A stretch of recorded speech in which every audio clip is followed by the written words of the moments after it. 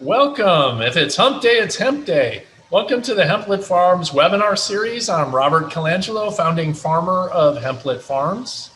And we're a high-tech propagation company located in Portage, Indiana. And I'll be your moderator for today's webinar.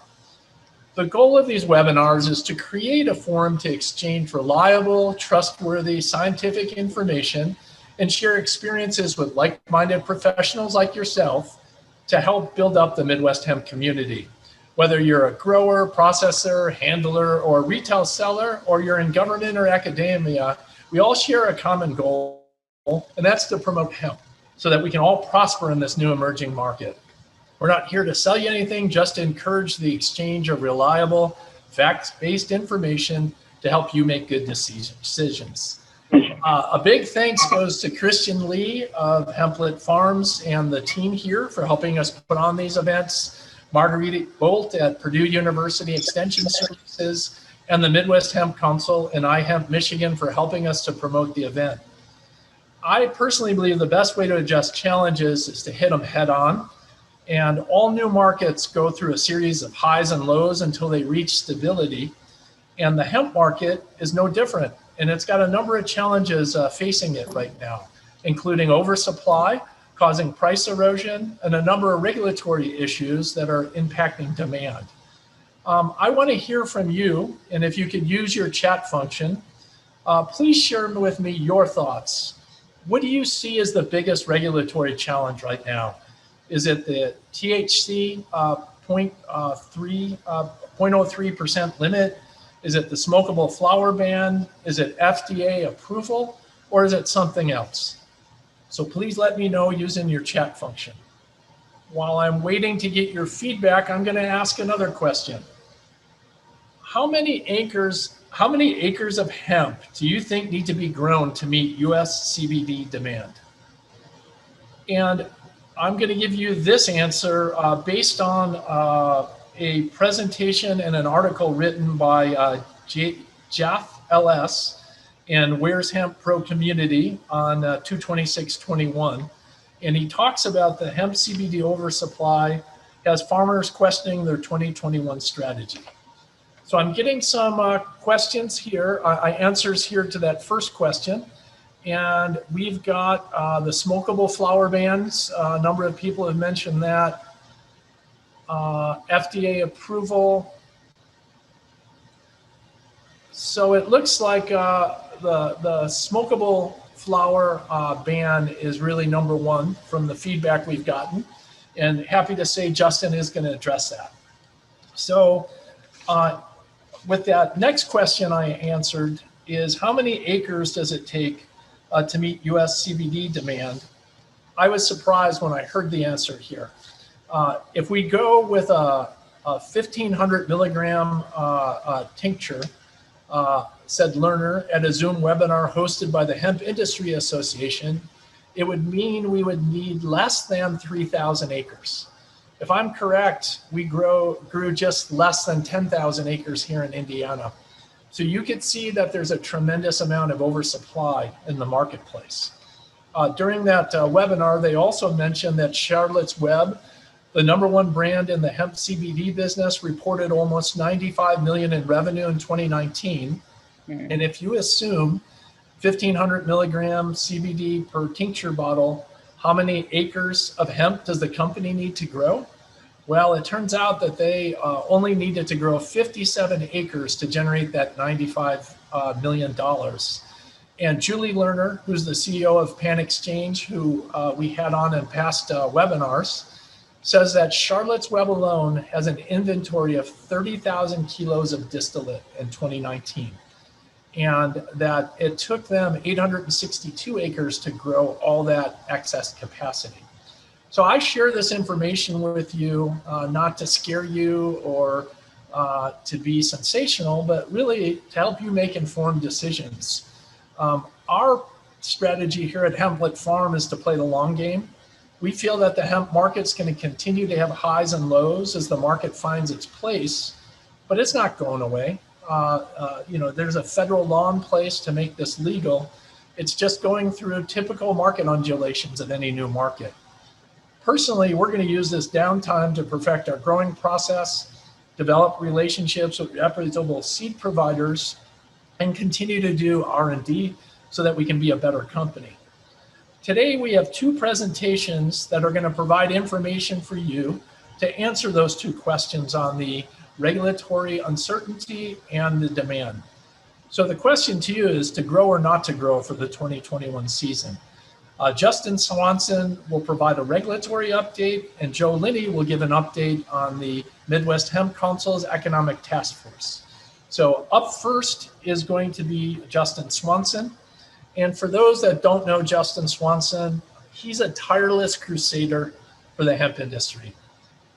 Like all of us, he has a day job, and his day job is as principal at Bose Public Affairs Group and of Counsel at Bose McKinney Evans.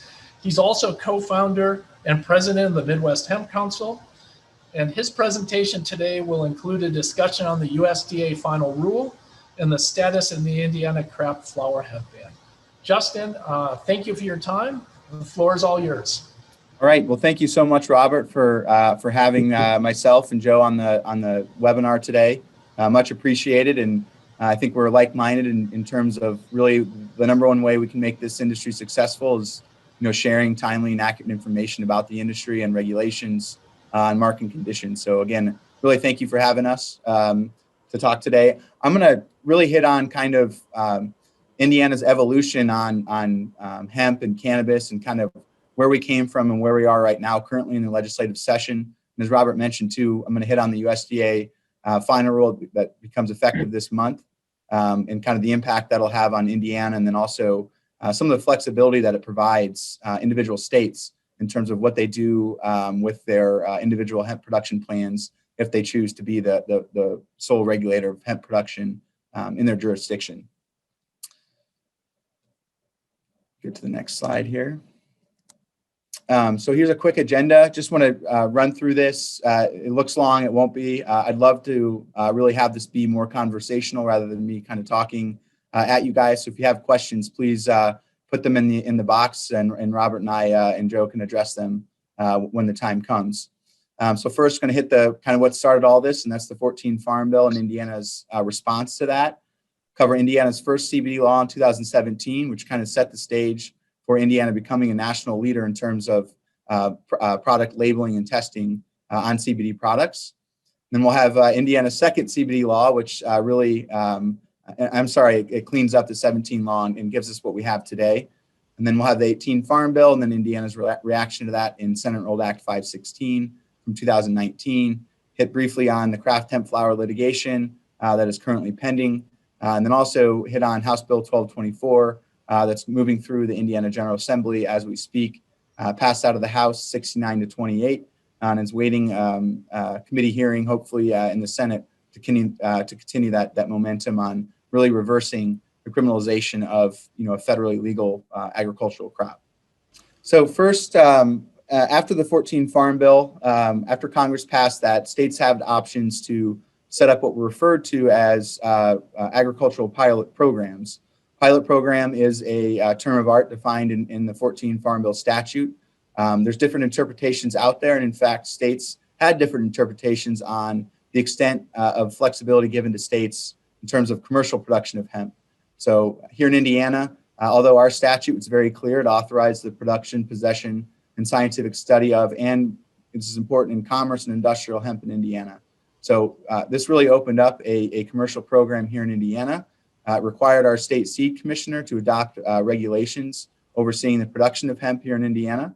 And then also really importantly, which not many people realize, Indiana removed the definition of industrial hemp from our state's definition of marijuana all the way back in 2014. So we have, we've seen other states struggle with this just, a year or two ago in terms of, how do you handle, is this hemp, is it marijuana? So that was exciting to see back then. Unfortunately, this bill was great and it passed. Unfortunately, it didn't really have the follow through. We as a state never got our regulations that were required under the bill that passed. And I kind of refer to this as the program sat in basically a bureaucratic quarantine for a couple years until there's enough momentum and interest from the farming community on opening this program up so they can be, once again begin experimenting with hemp in their on their farm and in terms of agricultural practices, genetics, all that. So it was a great bill that passed, but unfortunately just didn't have the follow through or the momentum to continue going forward. And it really, again, it's sat vacant or dormant for a long time. And then came in 2017, the session. This allowed for the sale, possession, and use of CBD under state law for very narrow, life-threatening health issues. So this is actually a legislation that was replicated across the country, where here in Indiana we had families coming in with these heart-wrenching stories of their children suffering from seizures or various other health conditions that they've tried the pharmaceutical route, they tried the traditional health route, and just weren't getting any relief from the symptoms that that was plaguing their family. One way or another, got turned on to CBD oil. Charlotte, Robert, you mentioned Charlotte's Web. That was really the leading brand back then in terms of families seeking relief and getting that relief for their children. So lawmakers heard very loud and clear that something needed to happen. They wanted to give access to a product that was helping their family without facing criminal prosecution. So what we did again is they set up a very narrow program. You had to register with the State Department of Health on an annual basis and pay a fee, and again, a very restricted program. However, the market had a very different interpretation of this bill and the extent that it allowed for the sale and possession of CBD oil. In fact, so much so that our Indiana was absolutely flooded with CBD products after this became effective on July 1st, 2017. It was showing up in gas stations and Dollar Generals, video rental stores. Pretty much anyone that had a retail setting was selling the product, despite state law to the contrary. So what happened? What happened is the state excise police started raiding stores and citing them for selling marijuana. There's about 60 stores that were raided over this period of time in the summer of 2017. This created quite an uproar. A lot of media attention was paid to it, so much so that lawmakers asked the Attorney General for an official opinion on the status of CBD, not only at the federal level, but more importantly here at the Indiana level. And his basically opinion surmised that CBD is a Schedule I controlled substance because marijuana is a Schedule I controlled substance. This opinion, although it wasn't in favor of the industry at the time or what the industry wanted, this set off a firestorm at the legislature. This actually dropped on Organization Day. Organization Day is the first, technically the first day of session for each legislative year where they kind of come in and organize themselves. So you had all 150 lawmakers in the building and got word on this opinion, and they worked very hard the year before to make sure that, families had access to it. And here it is, a threat of that, being scaled down dramatically. Governor Holcomb luckily stepped in for the industry, called basically for a timeout, an educational period. And what that did is it allowed us to get through November and December, and then allowed our General Assembly went in January of 2018. And it really gave them an opportunity to address it, to clarify the law, clarify the intent.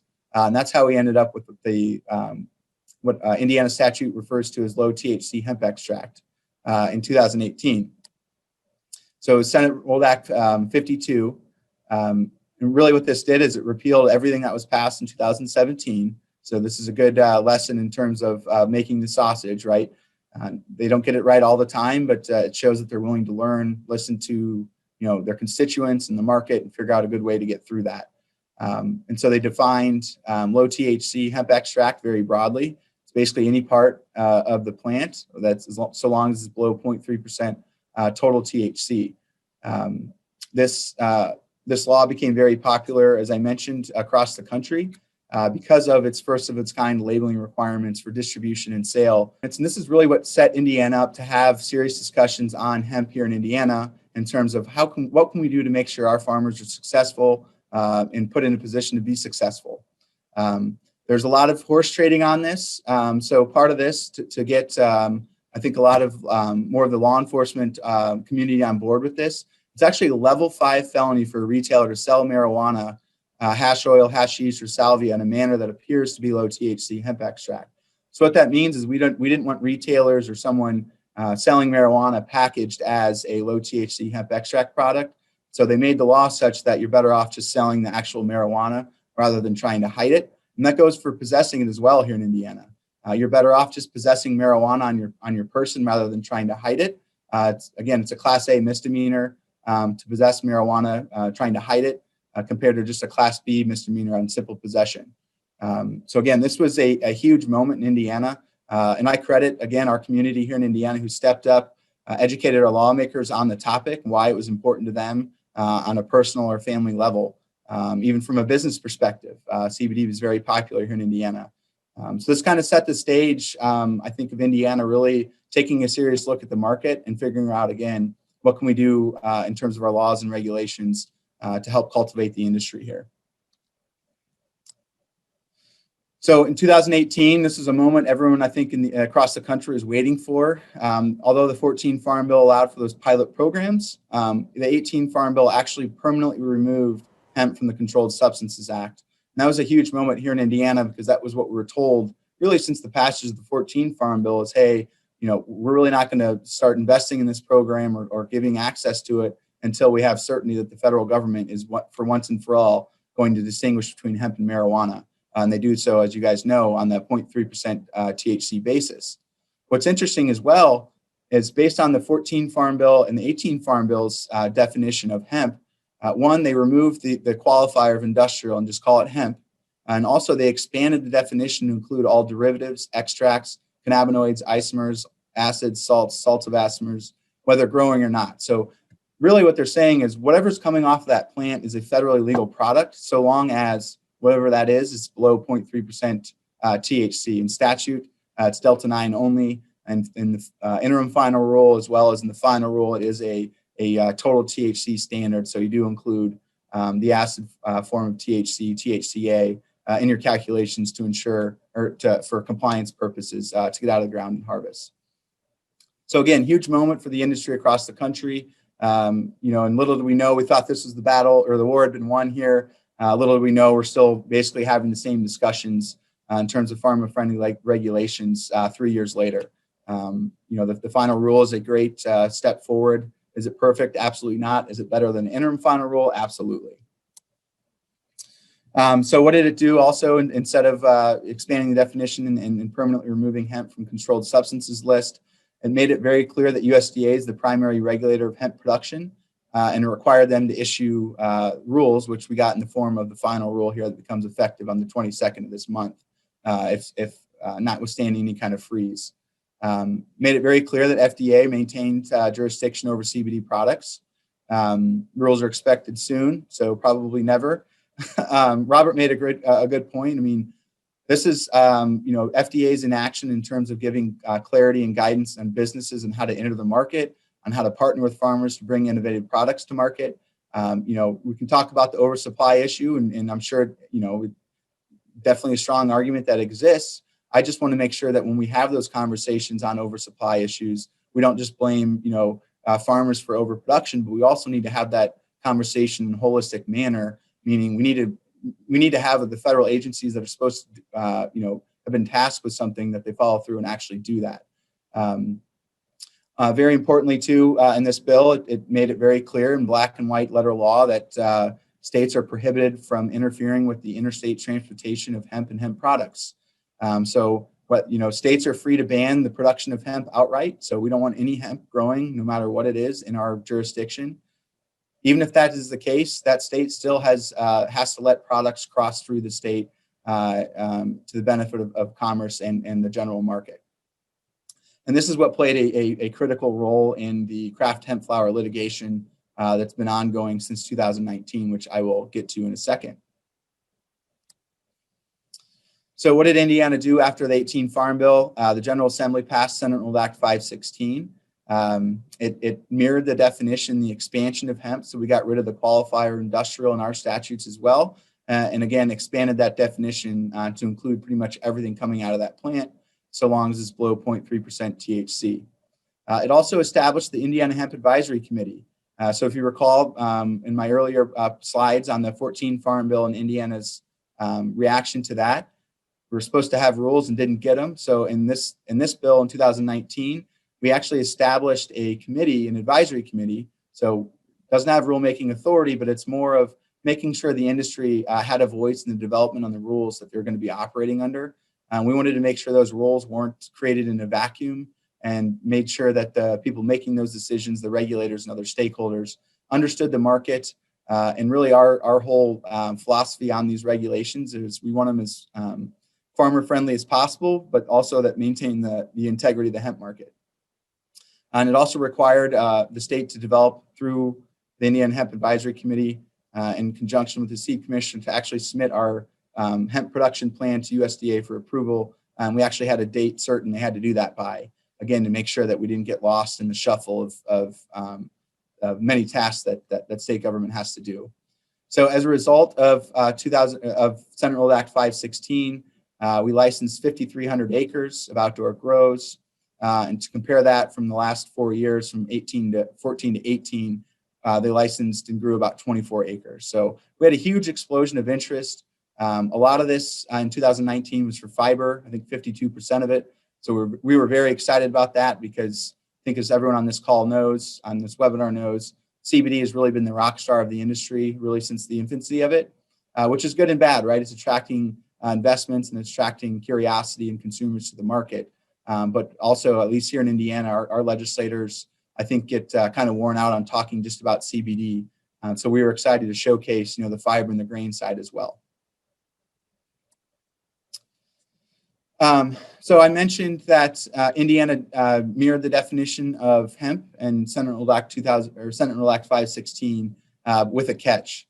And that catch was they actually carved out the hemp flower and criminalized that here in Indiana, and really came up with this term smokable hemp that I think we as an industry really need to own a term and come up with our own term.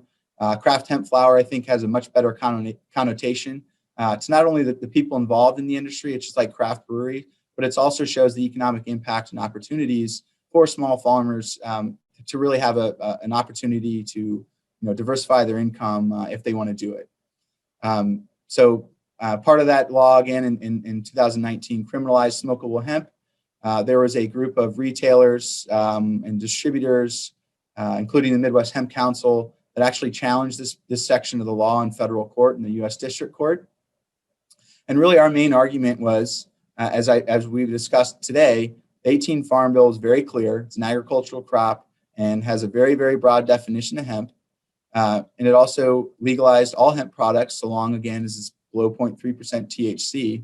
And then also, more importantly, states don't have the authority to prohibit the transportation of hemp or hemp products. And so we had a great ruling in the district court. During oral arguments, the judge had a great statement when she was questioning the state on their stance. And she asked, how is this different from, legalizing beef, but telling a cattle farmer that, he can only sell beef and not steak. It's the most valuable part of the plant. And it's the number one way farmers right now, at least, can be successful. There's no middleman, there's no processor. And again, having farmers have multiple outlets for the same product can really help stabilize those products, the market in terms of prices. And really, the state's argument here is it hinges on the word production. So in the 18 Farm Bill, it says, nothing in this law preempts or limits any law of a state or Indian tribe that regulates the production of hemp and is more stringent than basically the 18 Farm Bill. So this is really what hinges on the argument is, what is the definition of production? Our argument was this means that states can have setback requirements. They can require certified seed. They can require you to harvest sooner. All that stuff that has to do with growing hemp and the production of it. And so that was the plaintiff's argument. The state argument was, nope, it's production. We can pick and choose which part of the plants we want to be legal in our jurisdiction. So again, like I mentioned, we got a favorable ruling. We were granted an emergency injunction, which we requested, and that basically prohibited the state from enforcing this section of code and kept hemp flower legal for another year or so. I like this quote here. It says, in any event, as plaintiffs argue, The fact that local law enforcement may need to adjust tactics and training in response to changes in federal law is not a sufficient basis for enacting unconstitutional legislation. So victory was short-lived for about a year. The Attorney General did appeal it to the Seventh Circuit.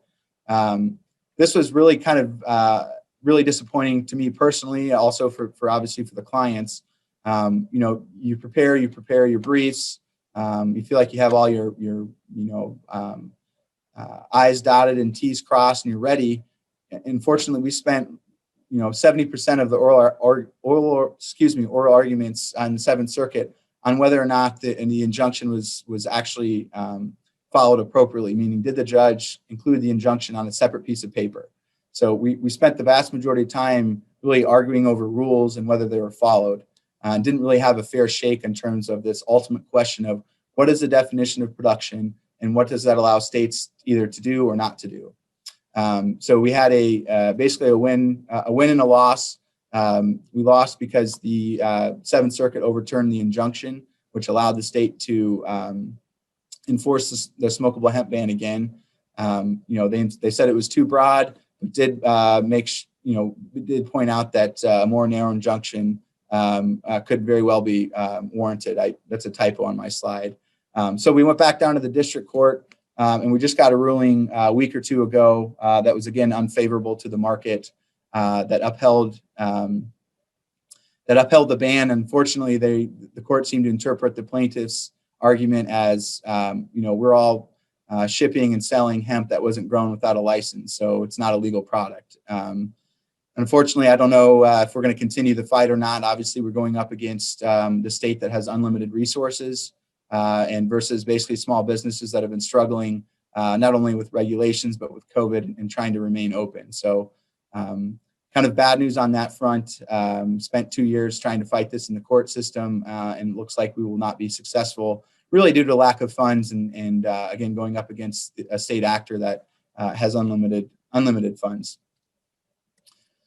So we do have some good news, though. So we've spent all summer educating Indiana lawmakers on the importance, and Joe's going to hit on this next, on the importance of craft hemp flower to individual farmers, the success of individual farmers. But really, it's not having access to the entire whole hemp plant economy is harming the development of the entire market, because if we're shutting off farmers of the most valuable market, what incentive do they have to reinvest on the grain and fiber side or expand operations?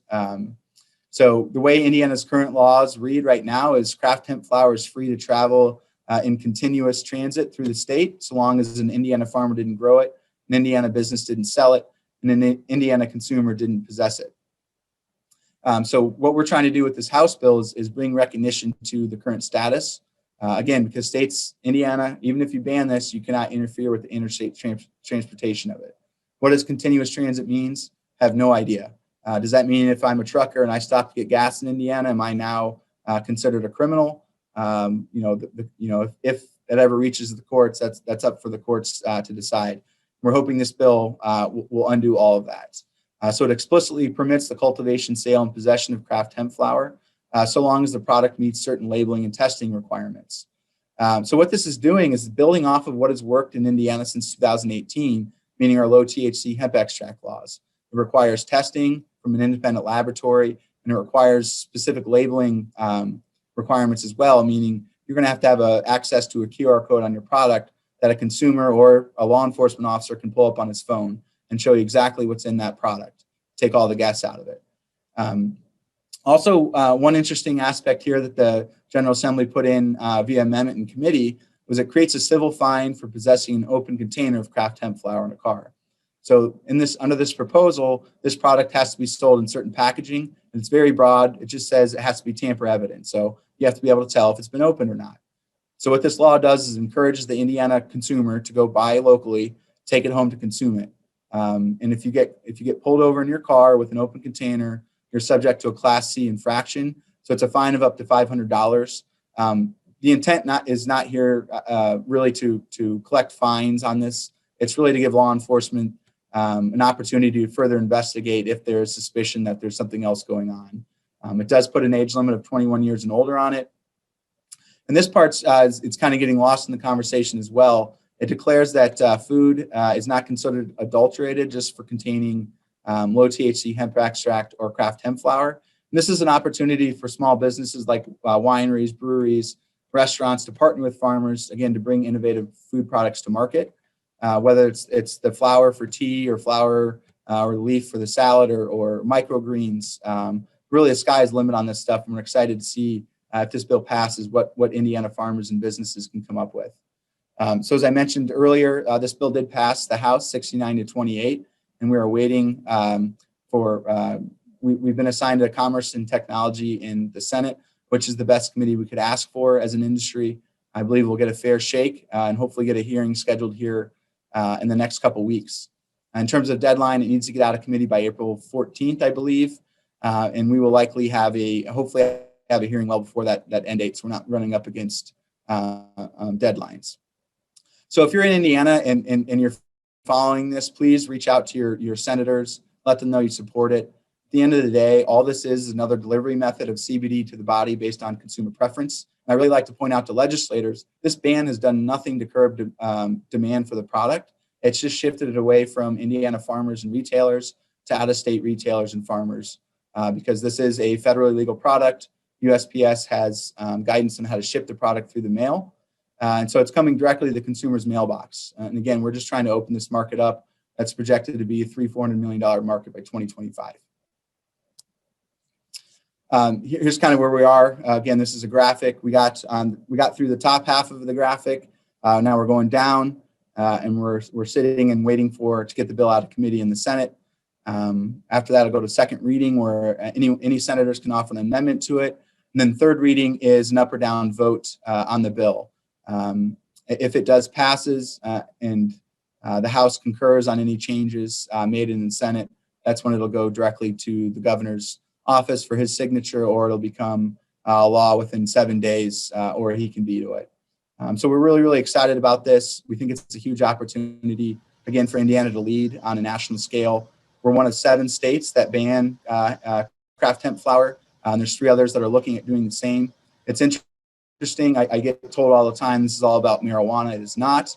It's interesting because these bans, Indiana and Kentucky, are the only ones that have a ban in place that don't have a medical marijuana program in place. So you're actually seeing the marijuana industry coming up and recognizing craft hemp flower as a potential threat or market disruptor and really starting to try to fight back against it. Robert, I saw you came on. That's all I had. I'm happy to kind of weave in discussions on the final rule if there's questions on that, or just let Joe go. Justin, can you hang around to the end and we'll take your questions after Joe's presentation? Absolutely. All right. Well, thank you very much. We appreciate all you do. Please send me questions for Justin. We'll ask them on the end of the presentation, and we'll hand it over to Joe. So Joe, if you want to get your presentation up, I'll do a short introduction. As all of us, we all seem to have day jobs, and hemp seems to be a secondary line for us. Joe Linne, his day job is business advisor with the Indiana Small Business Development Center, and he's an advocate for small businesses. He is also an entrepreneur in the hemp industry and owns Hoosier Hempster, an online CBD and hemp dispensary.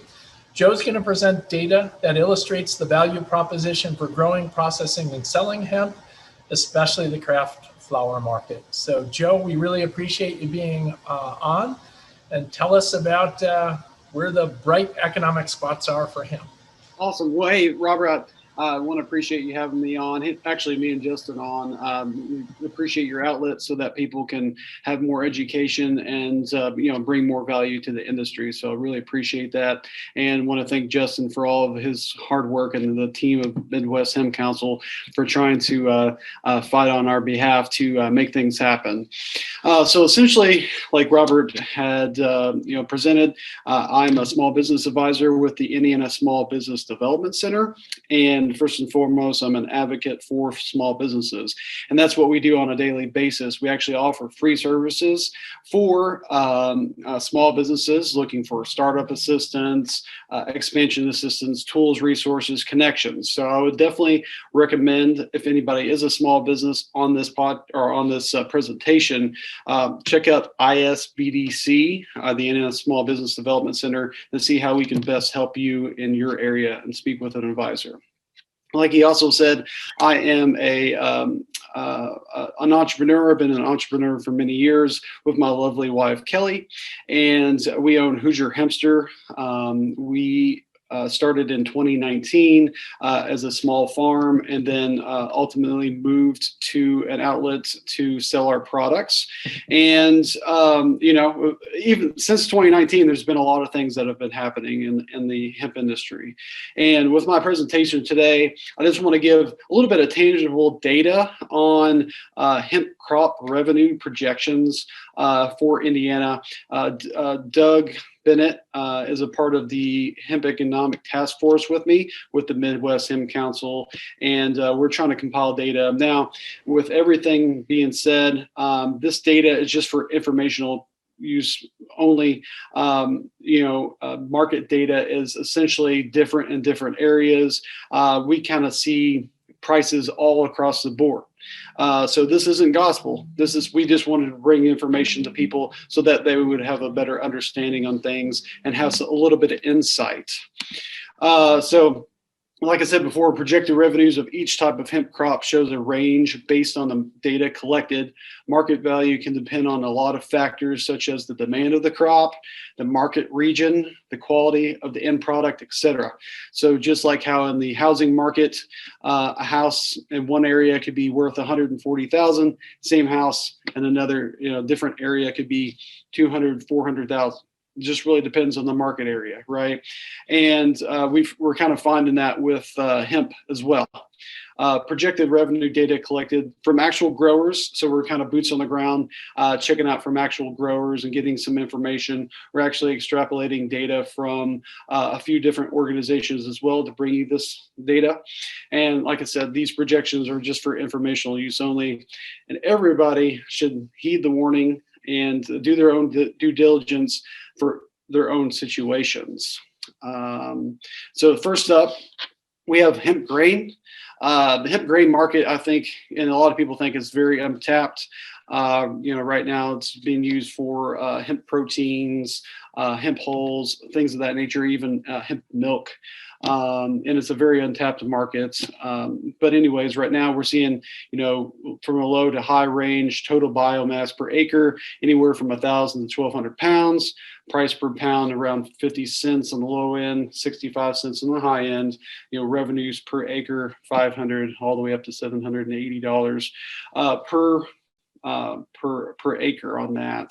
And soon, hopefully, whenever legalization of feeds or hemp feeds for animals becomes more abundant, or actually legalized, maybe that market's going to open up a little bit more. So the diversity and the different markets for hemp products is really going to even out some of the pricing for things, right? Some of the demand for it. The next up, hemp fiber. Hemp fiber is a great industry. A lot of people think the hemp fiber industry is going to be a lot more lucrative and a lot bigger than even the CBD industry, because you can do so many things with it. Right now, people are kind of disgusted whenever you say hemp bedding, because it's even more than bedding. They're putting in car doors, using it for plastics. There's all different kinds of uses, textiles, that can be for hemp fiber. But right now, the industry is very in its infancy stages until we get the infrastructure built up to where we can start getting more demand for it.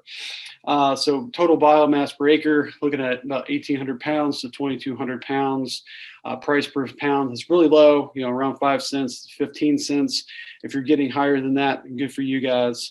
Revenue projected per acre, $90 to $330 per acre on that. Hemp CBD. So this is where it can vary greatly, right? So whenever you're talking like CBD and you're talking biomass, before, just even last year, people were getting, per point content of CBD per pound. Now we're seeing that people are just selling it per pound and they're just wanting to get rid of it because of overproduction, right? There's been a lot of overproduction, which drives down the price of what you can get for your product. Biomass per acre, depending on the density of plants, 1,500 pounds to 2,500 pounds per acre, price per pound $6.50 to $20. I maybe even see that lower now for some areas because of the overproduction of CBD right now. Projected revenues based on those numbers, 9,700 to 50,000. I wouldn't get too excited about that 50,000 because I don't think that's a very tangible number at this point, unless you have a really, really good buyer for that for some reason. So, but the next slide is where you're going to see the most bang for your buck and the most revenue heavy generated for a specific part of the hemp plant. And that would be for hemp flower. So basically hemp flower is going to be the biggest source for generating revenue for anybody that's starting up. Smaller farmers can get into it relatively cheap. You don't have to have like, CO2 extractors and lipid infusion extractors and all these big things. Basically you do things via hand trimming, machine trims, things of that nature. But as far as like biomass per acre, looking around 300 to 1,000 pounds, depending on the size of the plants. Price per pound, $175 to $325 in the high end, depending on the quality too. Last year, I was even seeing people getting $500, $700, $800 per pound for their flower whenever it was legal in Indiana, but then slowly kind of died down, which is very unfortunate. So you can see the revenues generated for craft hemp flower in Indiana or just really in any state can be very, very beneficial. The next slide, if you could see everything, basically, people talk about hemp flower being a $300 to $400 million industry in the United States. And really in Indiana alone, it can be very, very lucrative and pretty, for farmers and retailers, because we got to think about as far as Indiana revenues. You've got the farming level, you've got the people in the middle that wholesale, and then you've also got retailers whenever they gram out the flower. And that can be very lucrative for people. So if you want to check out the economics there, just doing some projections and, taking some actual numbers, pounds of dry hemp flower per acre. So if you did 275 pounds, potential acres of flower grown around 300. So it's a very conservative number. Gets you, extrapolates to 82,500 dried pounds. And then if you're selling at a wholesale price, whether it's out of the state, if it's in state, $175, just on a farming level alone, you're looking over $14 million in revenue generated for the state of Indiana, which, in a time that we are hurting for money for revenues and small businesses, this could be a very beneficial part of the plant for farmers and small businesses. And now at a retail level, if we kind of take that data that we had, the 275 dried flower per acre plus the 300 acres grown, if you gram it out, just a nice conservative number of $2.50 per gram, you're looking at per pound revenue of a little over $1,100. And then taking that flower produced, you're looking at over $93 million just in Indiana alone if those numbers shook out, right? Like I said, this is all based on projections, the quality of the flower, the market area, things of that nature. But you can definitely see, just from a farming and a retail perspective, we're looking at really big numbers if we can legalize hemp flower again, that we can actually bring revenues back to our small businesses, our small farmers that are really hurting right now, and then also to the state of Indiana for tax revenue purposes. So basically, that's the end of my presentation. If you have any questions, my information's on there, info@HoosierHempster.com. Doug Bennett is another gentleman that is a part of the Hemp Economic Task Force. That's his email on there as well. If you have any questions for that, we'd love to answer any of those for you. So. Joe, thank you very much. Very succinct, on-point presentation. Appreciate that.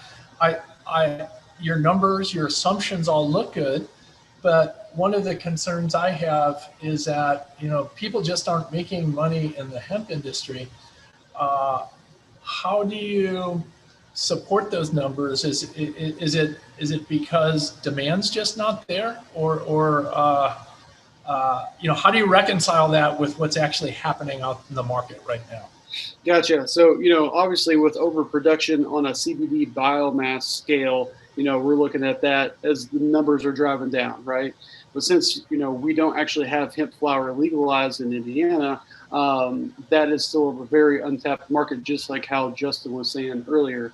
So the price stability could be there for hemp flower versus an actual CBD biomass for tinctures and things of that nature. Because we're seeing, everybody's got CBD products and things of that nature. However, flower is still in demand. Here's a great question is just to follow up is how do smokable flower revenue projections compare with actual data from other states where it is legal?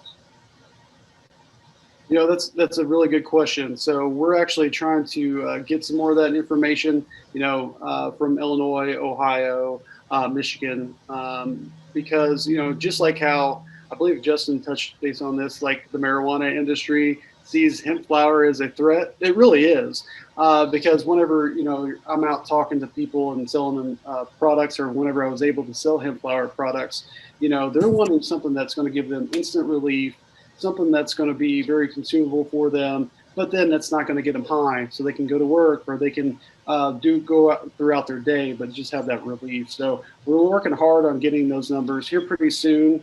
The Midwest Hemp Council, and it may already be the release, but they're partnering up with some companies to give you discounted rates on some data, so you can gather that data on an industry as a whole. Great. Justin, you had a comment? Yeah, just so really with the, making sure that, if this bill does pass and Indiana, follows federal law and makes sure we have access to a whole hemp plant economy here. What that's going to do, I think, also is going to help stabilize some of those CBD prices, maybe just in Indiana locally. But, if the farmers know they have other options rather than just going to the processor, and the processor knows, technically our law, the way our law reads, you can only sell hemp flower to a licensed processor in Indiana. Now, does everyone follow that? No one pays attention to it.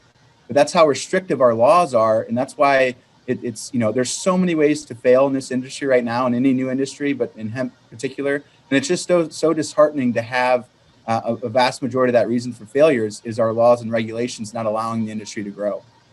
So Justin, we have a question for you. I'll try to do it justice here. As you mentioned that states would have the ability to prohibit hemp production within its borders as a result of the 2018 Farm Bill. They just couldn't prohibit interstate commerce. And then you also went on to say that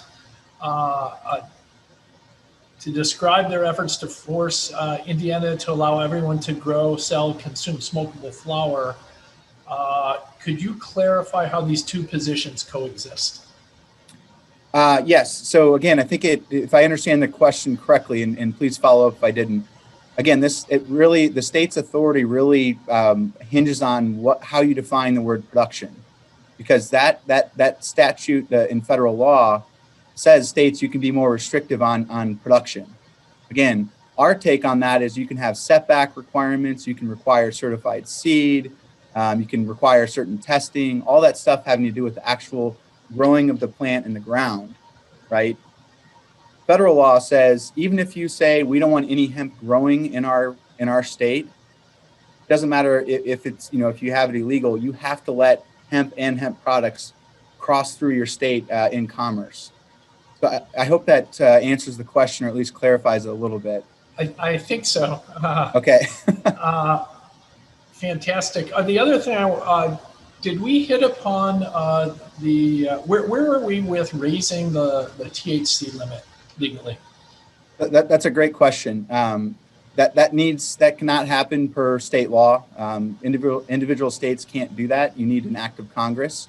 USDA has already said several times, look, we hear you, but we can't change the definition. We can't raise that threshold.